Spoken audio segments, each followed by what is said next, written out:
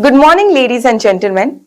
On this momentous occasion of World Heart Day 2024, I am honored to welcome you to our program initiated by Medgate Today TV Digital. Today, we gather with a shared purpose to shine a light on the critical issue of cardiovascular health and take collective action against the world's leading cause of death, cardiovascular disease, CVD. Cardiovascular disease is a silent and relentless killer, claiming around 20.5 million lives each year, with 80% of these deaths occurring prematurely. Alarming as it is, many of these deaths are preventable. The conditions affecting the heart and blood vessels, such as heart attacks, strokes, and heart failure, predominantly impact individuals in low and middle income countries, highlighting a global health crisis that demands urgent attention. Heart disease accounts for approximately 31% of all global mortality. Yet, this reality remains under-recognized. It's essential to understand that cardiovascular diseases are not solely a result of genetics. They are often influenced by lifestyle choices and a lack of awareness. This year's World Heart Day theme, Use Heart for Action, serves as a powerful call to action. I would request my Editor-in-Chief, Mr. Afzal Kamal, to say a few words on this World Heart Day 2024. Hello friends and viewers of Medgate Today TV Digital. As we mark this important day, it's essential to recognize that heart disease continues to be a leading cause of death worldwide. But the good news is that we have good doctors and advancement in medical sciences, combined with awareness and lifestyle changes, are helping us to combat this growing crisis. Let's embrace the theme, Use Heart for Action. Yes, this is the theme of our World Heart Day this year, and our hearts are not just for beating, they are for caring, advocating, and inspiring changes. As we are facing a lot of health issues, challenges, and world need it's time to take action. Small steps can lead to be significant impact. Our esteemed panel are here to discuss the various aspects of heart diseases and its well-being. So the panel will delve into the latest breakthroughs in cardiac care, the role of technology, prevention, and strategies, and much more. So let's watch. Thank you so much. Today, we are privileged to be joined by a distinguished panel of experts who will provide invaluable insights into maintaining heart health, debunking myths, and exploring effective preventive measures. Please join me in welcoming Dr. Ashok Seth, Padma Bhushan, Padma Shri, Interventional Cardiologist, Chairman at Fortis Escorts Heart Institute. Dr. T.S. Clare, Padma Bhushan, Cardiologist, Chairman at Max Hospitals. Dr. Surendranath Khanna, Adult Cardiothoracic and Vascular Surgeon at Fortis Escorts Heart Institute. Dr. M. Wali, former physician to the Presidents of India. Dr. Vanita Arora, Senior Consultant, Cardiac Electrophysiologist and Interventional Cardiologist at Apollo Hospital. Healthy, fit and in rhythm. Let's begin our discussion with a question that highlights importance of interventional cardiology. Dr. Seth, as you are an interventional cardiologist, could you please explain its role in the overall treatment of cardiovascular diseases? So, interventional cardiology is a branch of cardiology where many treatment of heart disease, which used to be done by surgery in the past, can now be done without surgery. Now, we are not surgeons, we are cardiologists who then specialized in this field. By the way, interventional cardiology is a field which arose gradually 50 years ago by opening up blocked arteries with a balloon. So it is called angioplasty.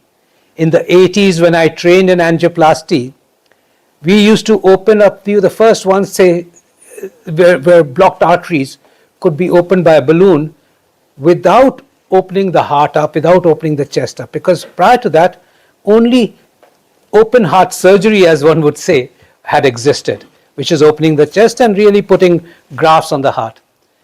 But once we started opening up blocked arteries in the cath lab, in a conscious patient, by going through the arteries of the groin and getting into the heart arteries, this field gradually became much better because it was crude in those days, and over the last 30 years has grown as the mainstay of treatment of heart disease and blocked arteries and prevention of heart attacks, treatment of heart attacks, treatment of angina. In fact, as you know, coronary artery disease or heart attacks is the biggest killer. Well, the mainstay of treatment of blocked arteries these days is interventional cardiology. And interventional cardiology has grown and refined itself to be a safe, simplified procedure done in cath lab, conscious patients, open up multiple blocked arteries, even in sick patients, has also grown into treating valves of the heart without surgery in conscious patients, has grown into treating multiple aspects of structural treatment of heart disease, and thereby leading to a discharge of the patient in 1 or 2 days, walking around with a safety which is greater than ever seen before, of more than 99% to 99.5%.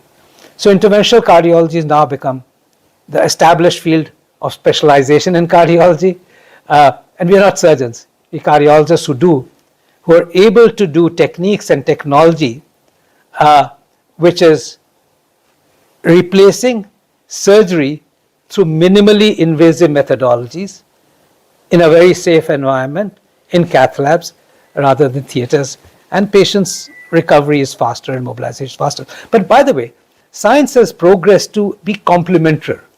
I don't think we're talking about surgery or angioplasty or interventional cardiology. We are saying these are various, and we need every tool at various times to treat a patient with heart disease. Thank you for providing a great explanation on interventional cardiology. My next question to you is, sir, with the advancements in technology, robotic surgery has become a pivotal area in cardiology. Please shed some light, how is robotic surgery enhancing our capabilities, and what are the benefits of minimally invasive techniques compared to traditional surgical approaches? Yeah, more and more, we know that intervention techniques have gone safer and have been very effective as science has progressed over the last 20 to 30 years. Everything's got more refined. And even surgeons have themselves joined us in multiple ways to promote minimally invasive techniques, because that's what the surgeons would also like to see.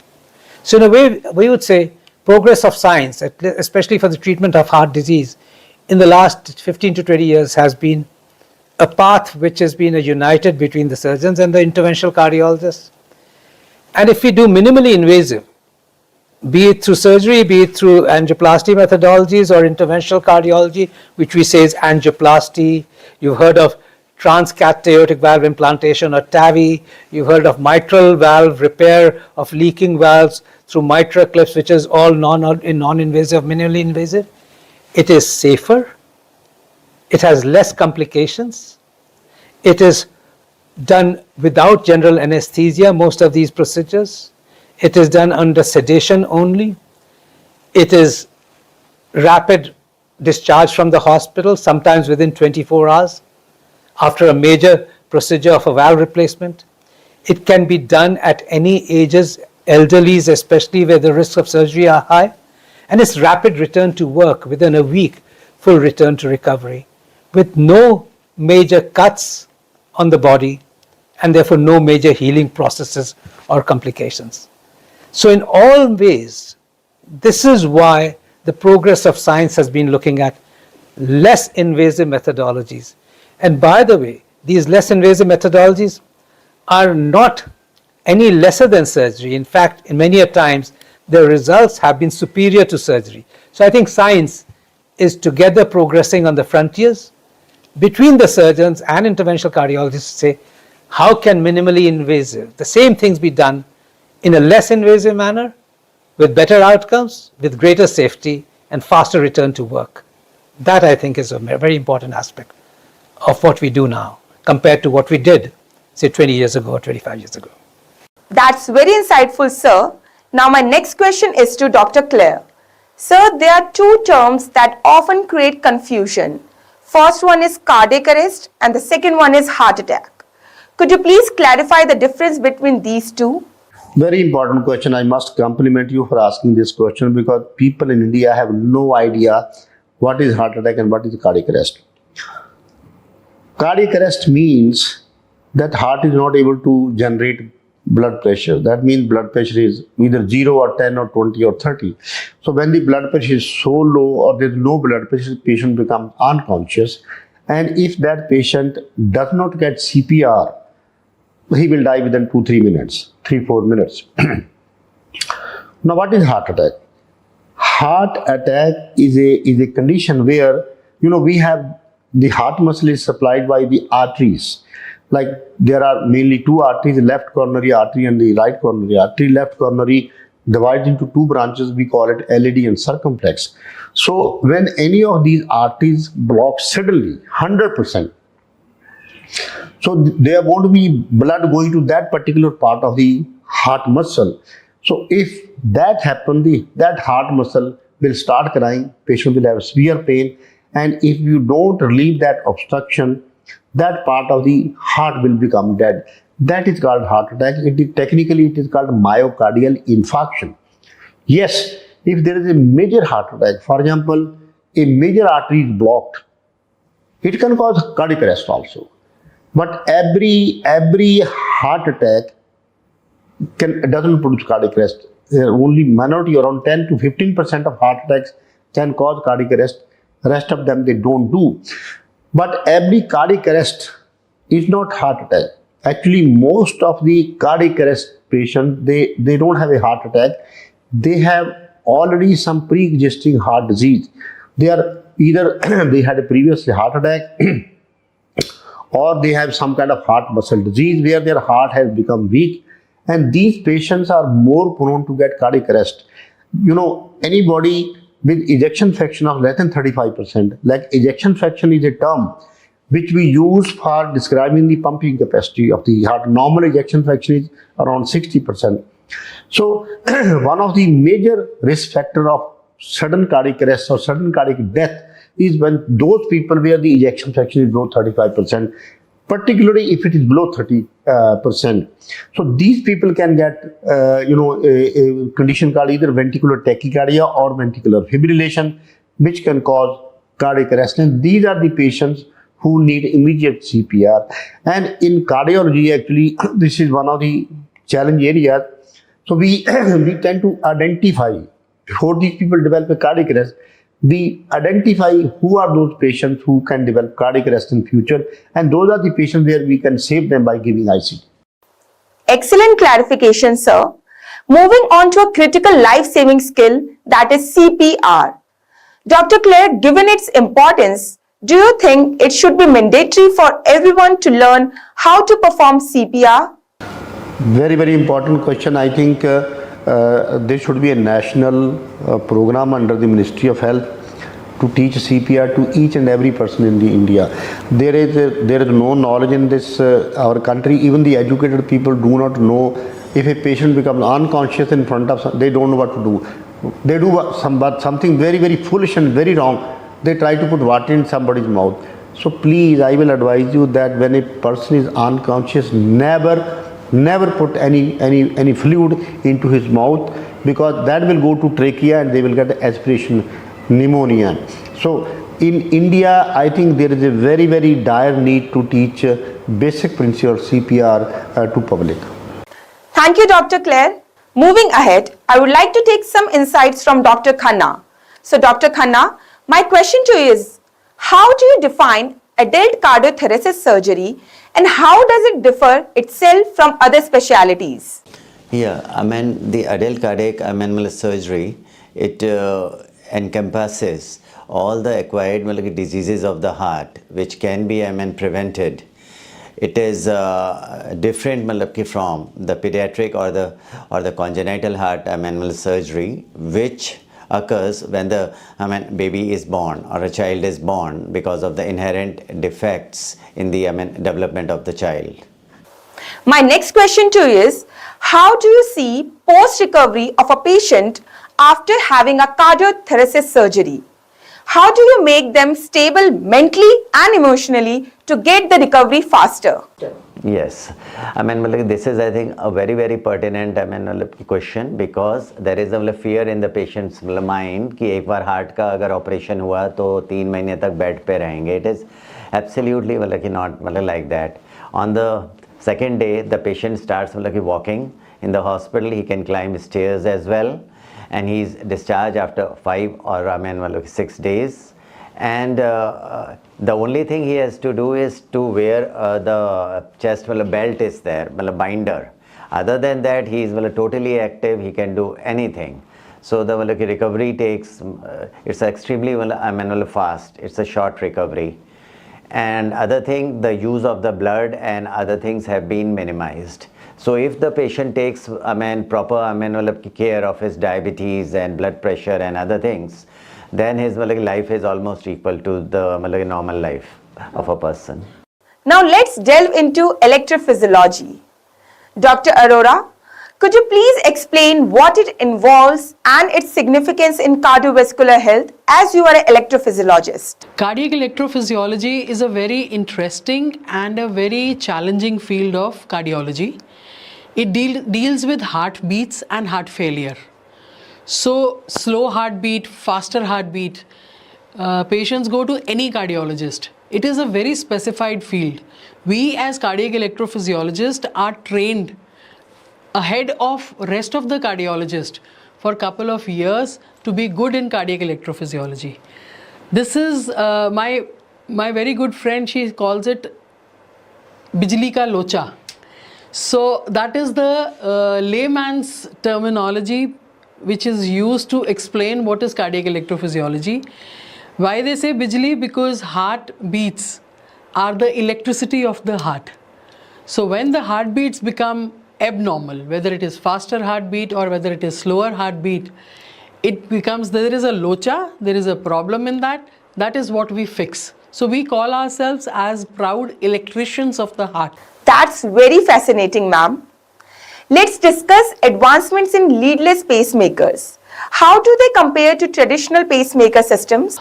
Traditional pacemaker systems have been, the first implant was done in 1967. It is an implant which requires a surgical incision, a surgical pocket being made below the clavicle bone, and a lead being inserted in the inside the heart, the right upper chamber and the right lower chamber of the heart. So as the traditional pacemakers go in, they are being done at many places in India, but patients come back with a lot of problems like lead fractures, insulation breaks, wear and tear of the leads, and surgical pocket getting infected, extrusion, explantation. So we have to actually remove the system, and the patient passes through a lot of not only economical burden but physical burden also, because they have a lot of pain and there are a lot of challenges which occur. So we have been looking for another system to help such patients, and leadless pacemakers have come in a very good way to help these patients. This is a small capsule. It is just a vitamin pill size capsule which is taken on the catheter, and it is inserted through the vein of the leg inside the heart, the right lower chamber of the heart. We insert it there and we remove the catheter. So the procedure is done without any surgery, no pocket erosion, no pocket infection, no leads involved, because that capsule has just the tines which will hang there. Right. So the latest advancement which has occurred in leadless pacemaker is that initially we had a single chamber pacemaker. Now from January or maybe February 2025, we will have dual chamber pacemaker, leadless pacemaker available, which means one capsule we will put in the upper chamber, one capsule we will put in the lower chamber. Earlier we had it from the company called Medtronic, with the pacemaker named Micra. Now we are going to have it from Abbott, and the pacemaker is called AVR. It's very interesting, ma'am. Thank you for telling us this. Now let's move to our Dr. Wali. Dr. Wali, you have quoted this World Heart Day as Dil To Pagal Hai. Could you please tell us how does this phrase resonate with our theme, that is use heart for action? What message are you aiming to convey through this combination?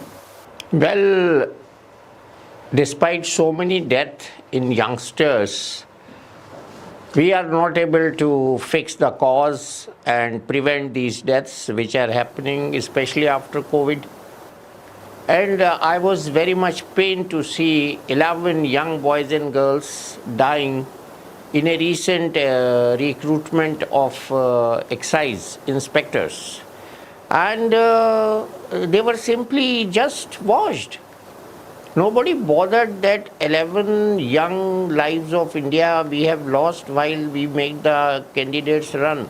So that really hurt me, and I spoke also on this, that there is no need to make boys run for 10 kilometers while our Honorable Health Minister Mansukh Mandaviya ji has cautioned against such a vigorous exercise after we lost young boys and girls in Dandiya at Navratri. So this is something which hurt me, and I could just fix it in a catchable or catchy term, or in a way I will talk further.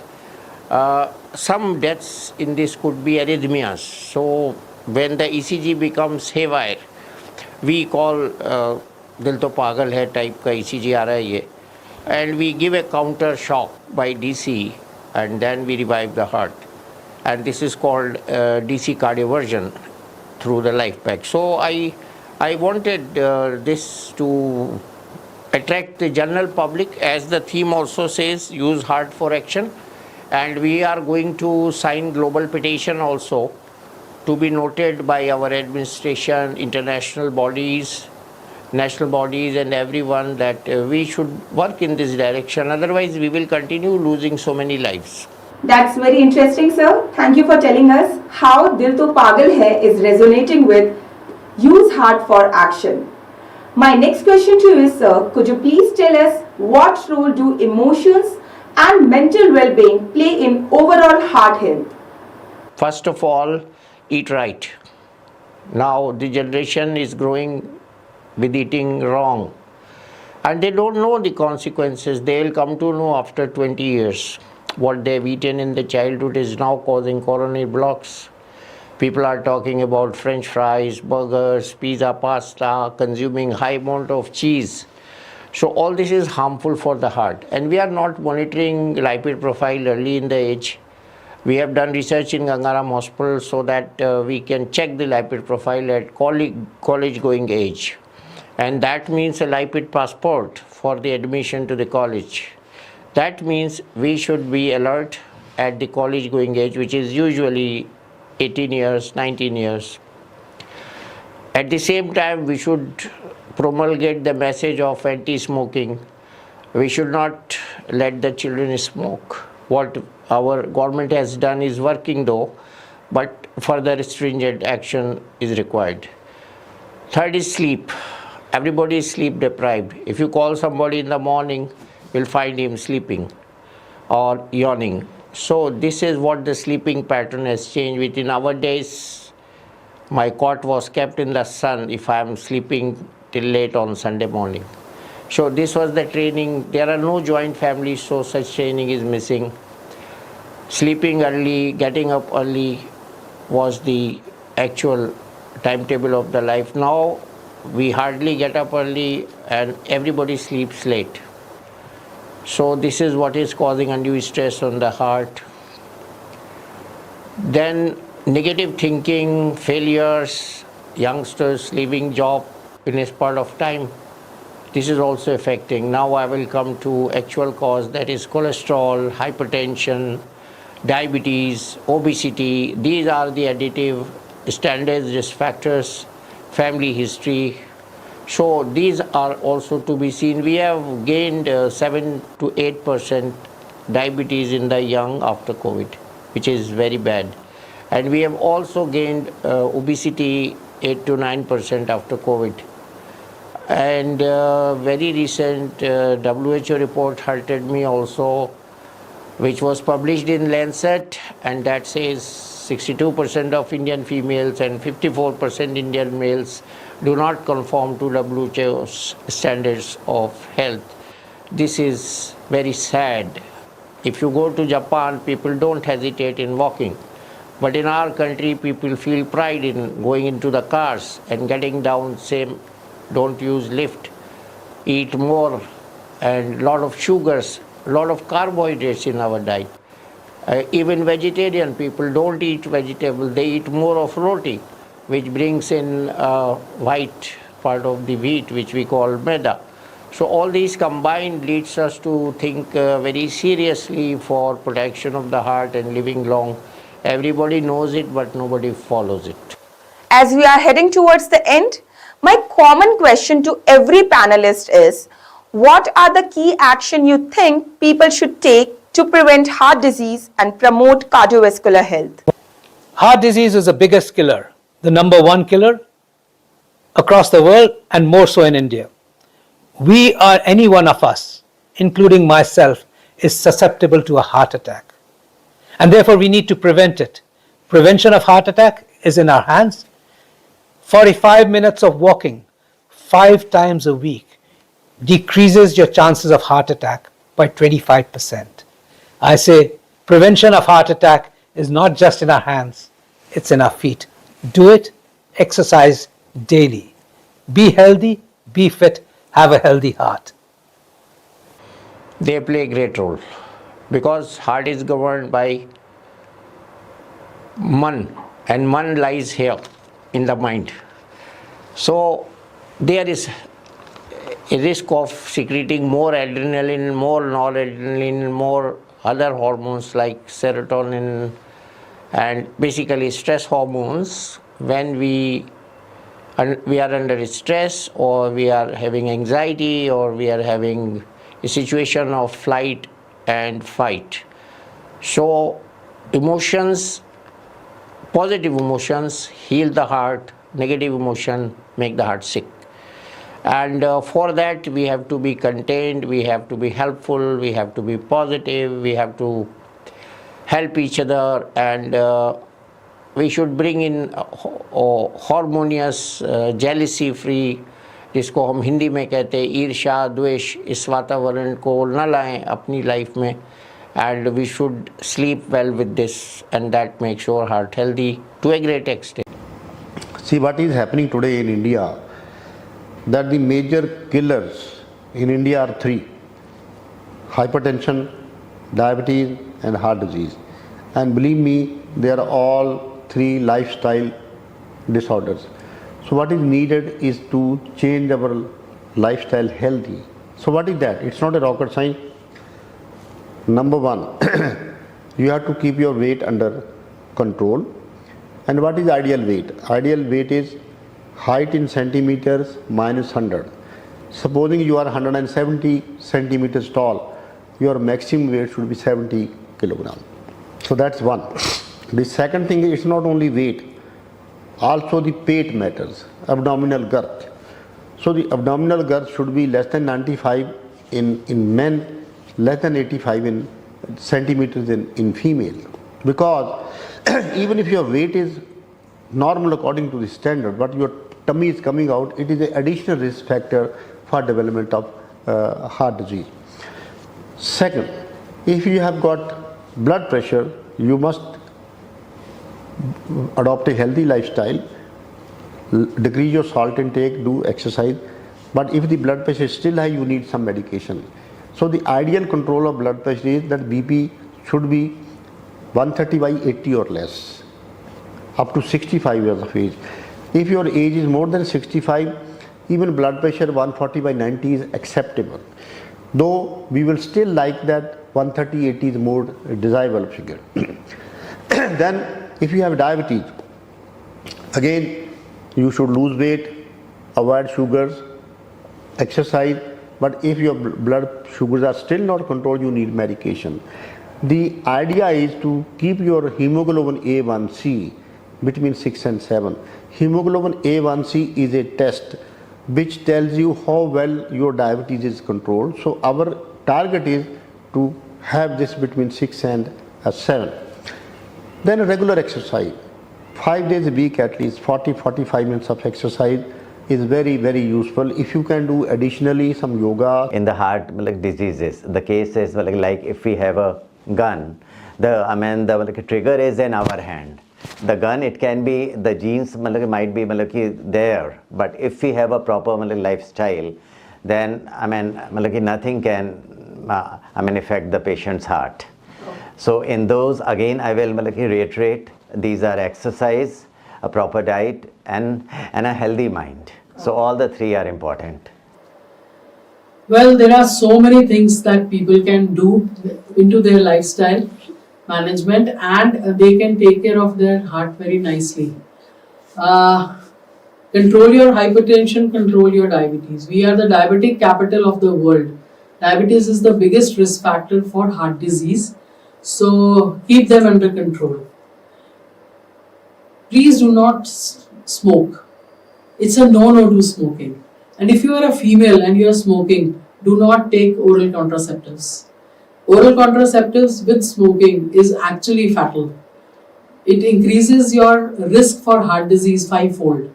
So please don't do that. People don't know about this, that's why I'm conveying it, especially for the females. You want to smoke, continue smoking doses. And if you are taking oral contraceptives, please do not smoke. Second, next to this is that you have to make exercise a routine. Now I know everybody is busy in their offices and everywhere. So what you start doing is, in the office only, start taking walks. If you have stairs in the office, so don't use lift. Please take stairs. Please go around. When you have to use the phone, you never get that. So try to make this possible. If stop using lifts, go up the stairs. You will complete your steps every day. Then over and above this, please go back to the tiffin system. Do not eat the garbage that you eat at the offices. Please go back. Take your own tiffin. Going back to school and going back to basics never goes wrong. And whatever garbage you are eating at your working place, whatever, Maggi, burger or pizza or whatever, your paratha cooked at home is going to be much better. It is going to be healthy. It's going to be less on calories than the other garbage which you are eating. So start taking dabba. Yeah, females in the family, they are working nowadays. Everybody is onto the work schedule. The stress has gone up so much. So to reduce that stress, everybody should have me time. It is very best to take out 40 minutes from your busy schedule of 24 hours and concentrate on your me time. You, in that me time, do what you want to do. As we conclude our program, I extend my heartfelt gratitude to our esteemed doctors and panelists for their valuable contributions today. Your expertise and dedication to cardiovascular health inspire us all. Thank you for joining us in this vital mission. Happy World Heart Day, everyone. Stay tuned and do subscribe our YouTube channel, that is MedGate Today.